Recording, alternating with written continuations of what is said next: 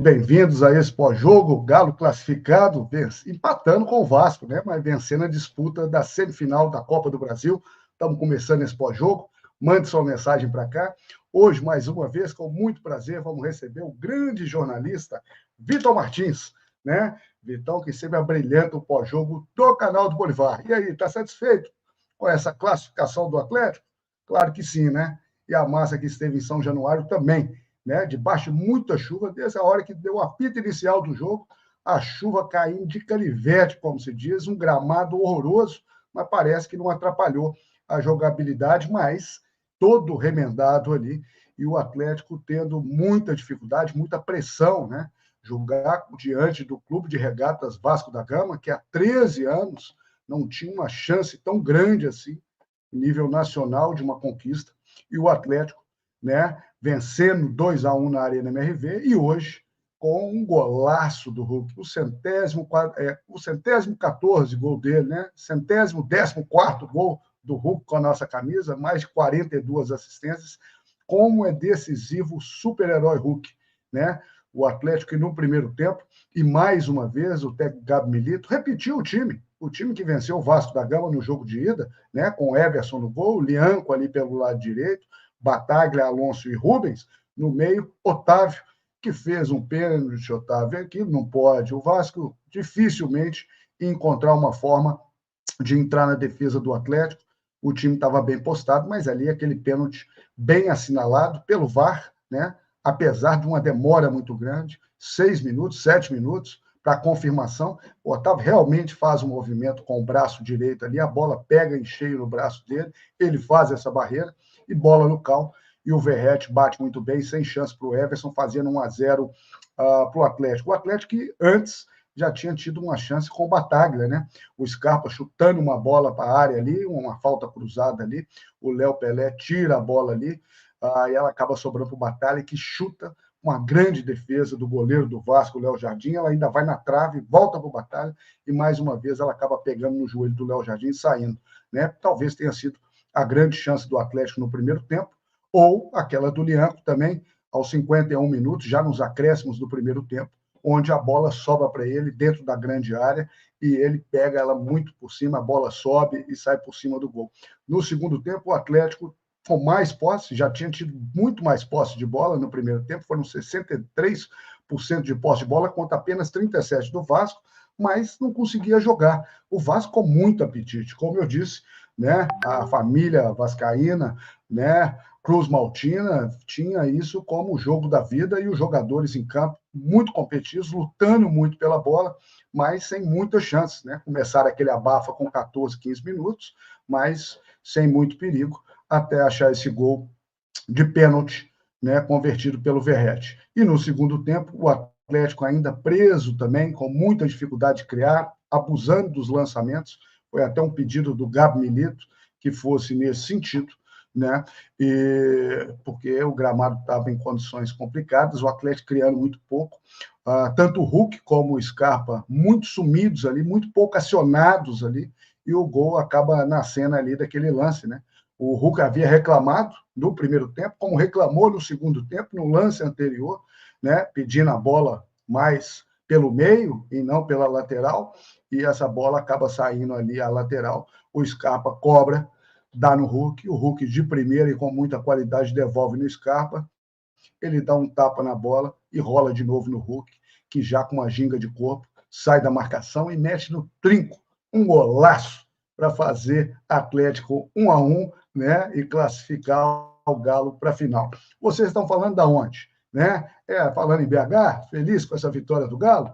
É bacana demais, né? A turma está chegando para esse pós-jogo, que já virou tradição. Como eu disse, mais uma vez vamos ter o prazer de receber o grande jornalista Vitor Martins, né? Mas eu faço questão também de registrar a sua participação. São exatamente 10 horas e 26 minutos na nossa doce querida BH, a capital mundial do Galo, que não vai dormir essa noite, já que o Atlético é finalista de mais uma Copa do Brasil, né? E já na terça-feira tem esse dificílimo compromisso no jogo de ida diante do Clube Atlético River Plate, né? Ou então só Plate, né?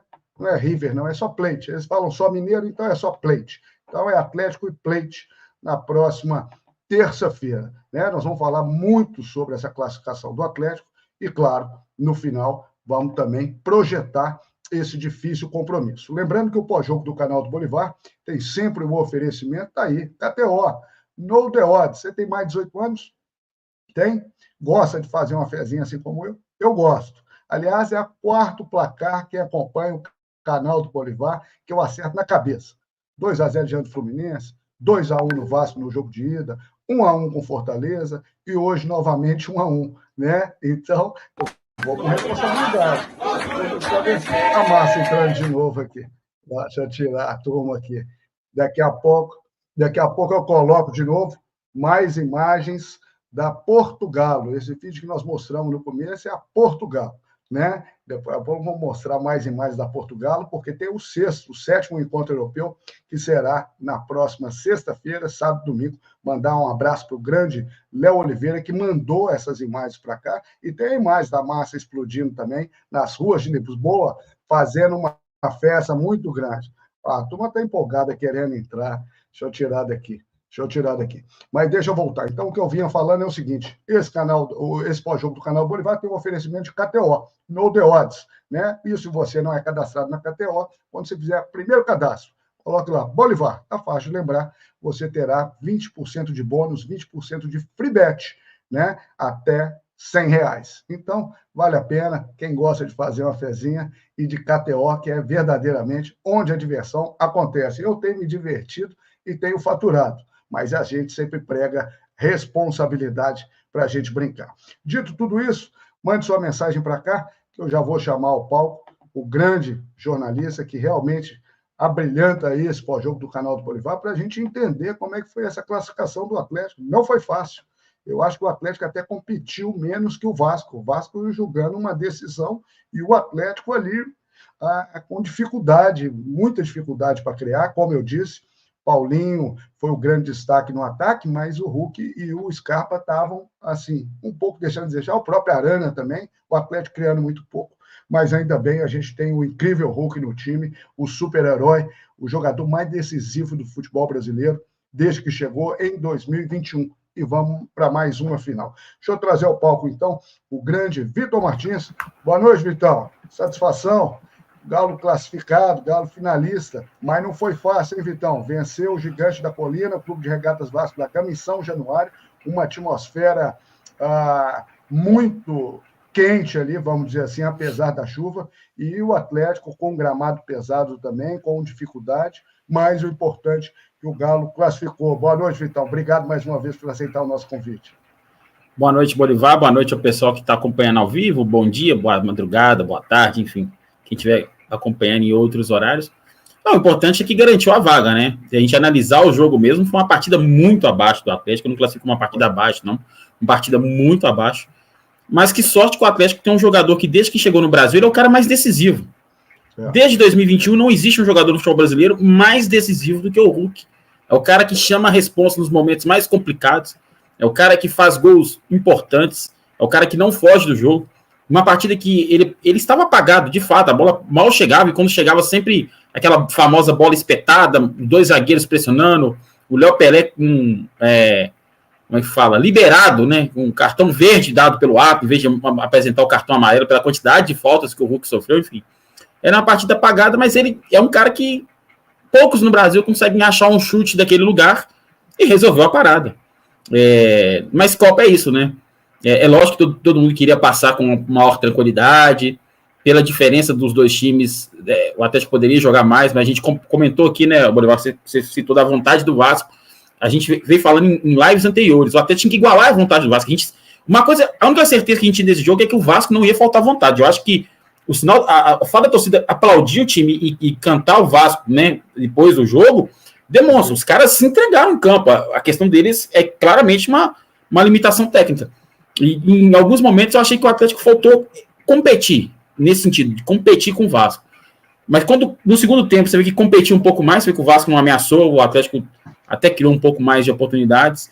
Enfim, não foi uma grande exibição em São Januário, não que do Vasco tenha sido, mas se a gente somar os 180 minutos, passou quem teve melhores momentos, quem fez por passar, que foi uma classificação merecida.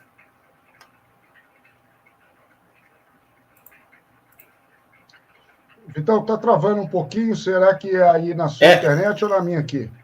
Uai, eu não sei se foi a minha, se foi você, não estava te ouvindo direito, não. Eu acho que vamos confirmar aqui, eu vou ver as configurações, mas de fato vamos ver se estabiliza. Mas de fato você falou muito bem, Vitão, a torcida Cruz Maltina lá em São Januário, que lotou São Januário, né? A massa do Galo ocupou também todos os espaços disponíveis para a torcida do Atlético, 1.000 atleticanos estiveram lá em São Januário, também fizeram uma festa muito grande no final, mas a torcida Cruz Maltina teve no Vasco reconhecido esse esforço. O Verratti saiu chorando copiosamente. Você vê o quanto eles realmente se mobilizaram, né? Teve um treino aberto ontem, na sexta-feira, para mais de 10 mil torcedores que estiveram lá em São Januário, falando que ia ter guerra, aquela história toda. E de fato, foi um jogo muito brigado, que o Vasco competiu muito. O Vasco quase não teve tantas chances claras assim, mas aquelas bolas alçadas. Não, o Vasco não teve chance clara. Contando com a qualidade do Verratti, né? Que teve algumas cabeçadas. Teve chance clara. Não, o pênalti, né? Eu acho também que, de alguma forma, não. O jogo estava, teoricamente, sob controle. Diga lá. Não, o que você falou da chance. O pênalti, né? O pênalti bobo que o Otávio fez. E aí o Everson fez uma grande defesa, né? Sim. Que foi um chute do Pumita de fora da área ali, fez uma boa defesa, mandou a bola para escanteio. Uma bola que não é fácil, campo molhado, ela ganha velocidade na hora que ela bate no gramado ali. E no segundo tempo a gente lembra que 2 cabeçadas do Verratti por cima do gol, assim, não é um time... assim, tava clara a estratégia do Vasco desde o início, que era alçar a bola para dentro da área do Atlético e ver o que acontece. Ou alguém pega um rebote, ou o Verratti ganha dos zagueiros, ou alguém faz um pênalti, que foi o caso do Otávio, que para mim, pênalti claro, indiscutível, ficou muito de uma câmera lateral que foi bem claro que foi pênalti, que ele tava com as mãos para trás, e na hora que a bola tá passando, ele abaixa o braço. Então, assim, um pênalti incontestável, e assim, eu não entendi a demora do VAR. Eu não entendi a demora do VAR, que foi um pênalti claríssimo, assim, de fácil identificação, a não sei que o VAR tava checando uma falta em outro lugar, uma possibilidade de impedimento, porque o pênalti foi muito claro. O movimento dele ali foi muito claro. Eu acho que pelo ângulo ali, Vitão, estava analisando o seguinte, se a bola não tinha batido primeiro na barriga, talvez, e depois indo no antebraço, mas eu acho que a imagem foi muito clara, né? Desde que eu vi a primeira vez, eu falei com a minha esposa, com a Tatá, a atleticana está feliz da vida também, falei, meu amor, vai marcar pênalti, não vai ter jeito e tal, e realmente o lance era nesse sentido, e de fato demorou muito, quase 7 minutos, né? Num lance que, de alguma forma, ainda que tivesse essa dúvida, dava para ter sido dissipada rapidamente, né?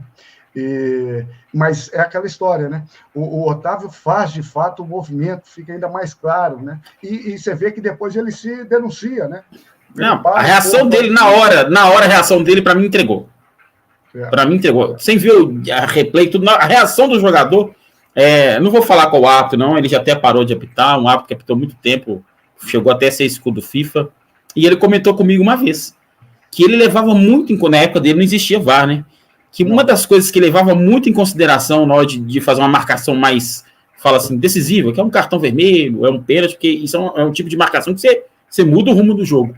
Ele levava muito em conta a reação dos jogadores, tanto no cartão vermelho, num pênalti, e ele falou, às vezes até em lance bobo, o jogador, por exemplo, ele dá o escanteio, ele automaticamente ele já vira para dentro da área, ele meio que se entrega, ele dá ou ao contrário, o atacante manda a bola para tiro de meta, ele já vai recuando. Enfim, ele falou, tem uns macetes que a gente capita há muito tempo, tem.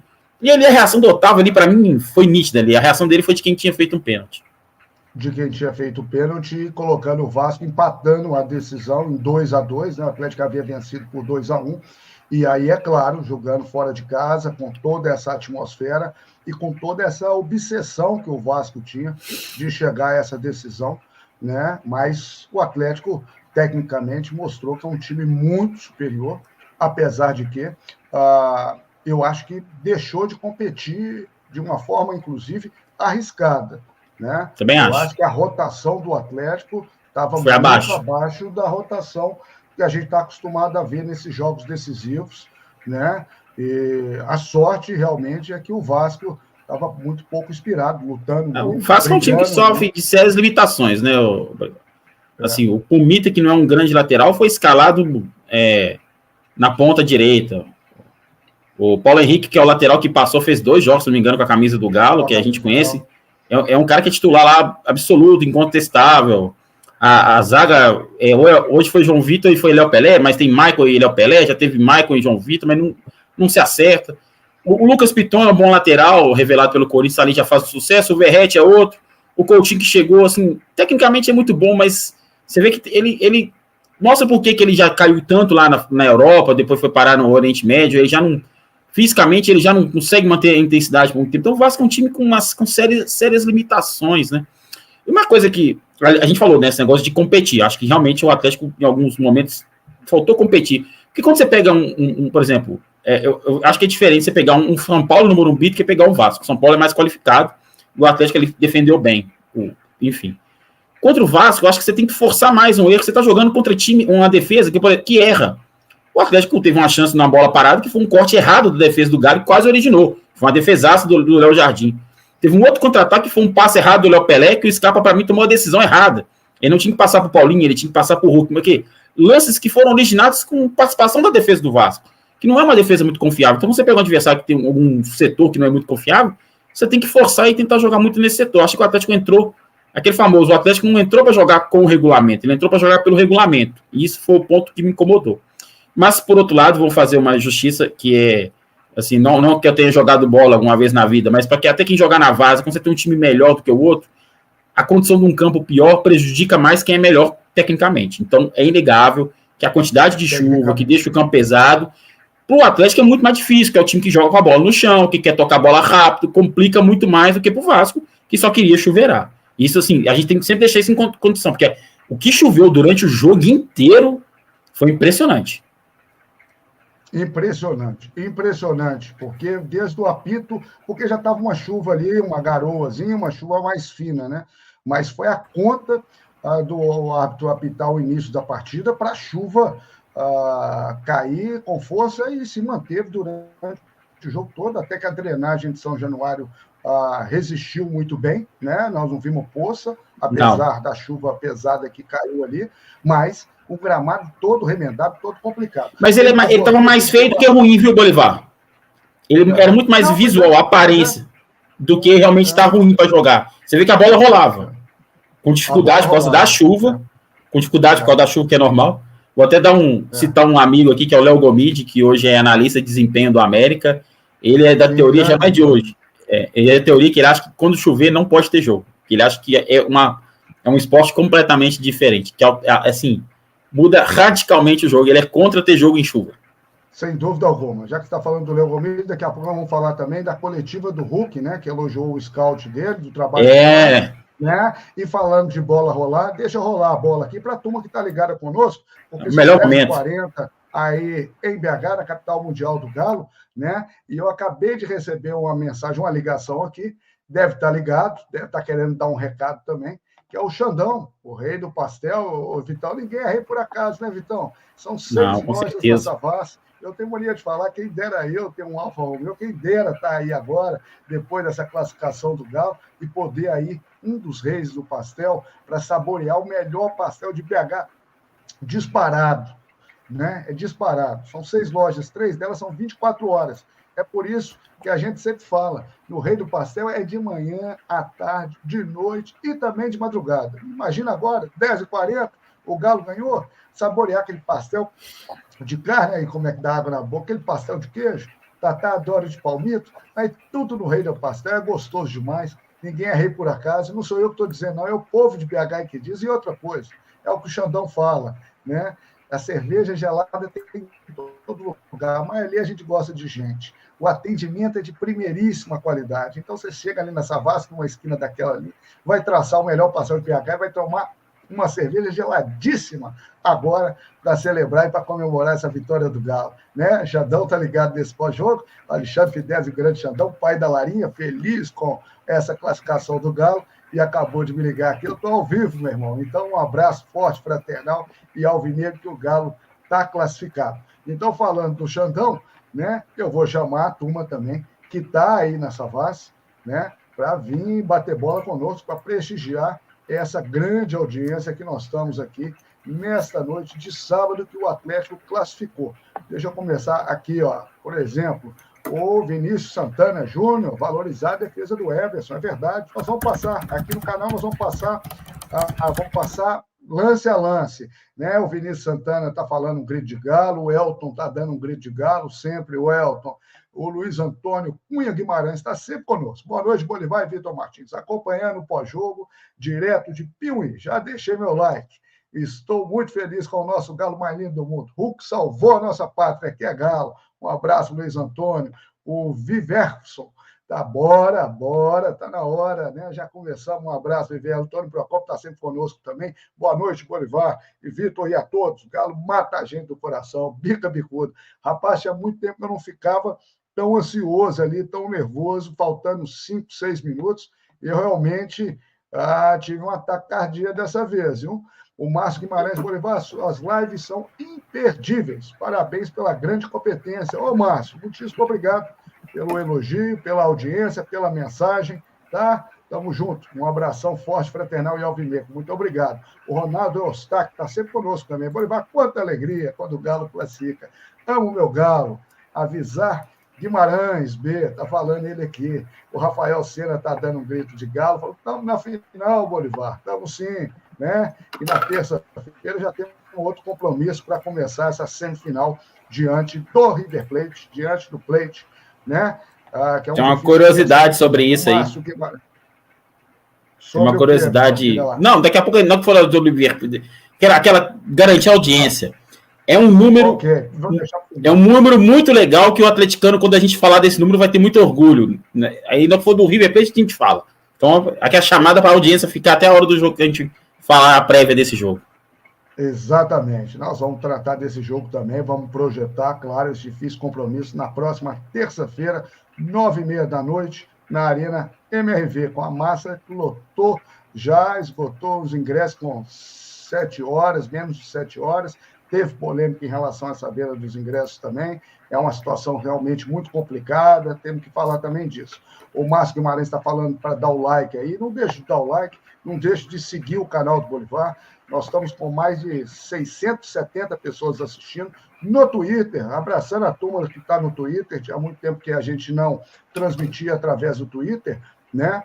E eu chamo a turma, faço o convite para fazer a inscrição, se não for inscrito ainda, no canal do Bolivar, que, de fato, isso ajuda realmente muito o nosso trabalho. Então, vocês que estão no Twitter, um abraço aos mais de 334 pessoas que estão no Twitter, felizes da vida, porque o Galo classificou com esse empate 1-1 diante do Gigante da Colina. Deixa eu registrar, então, mais participações. O Rafael Sena está aqui conosco, como eu falei. O André Luiz está falando que é bom demais ser Galo.